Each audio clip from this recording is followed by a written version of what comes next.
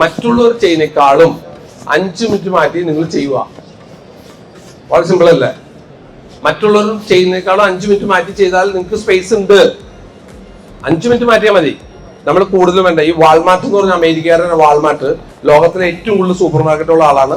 അദ്ദേഹം ചെയ്യുന്നത് വെറും 5 മിനിറ്റ് മാറ്റിയാണ് സൂപ്പർ മാർക്കറ്റ് സിസ്റ്റം കൊണ്ടുവന്നത്. ഒരു എക്സാമ്പിൾ നിങ്ങൾ കാണിക്കുന്നതാണ്.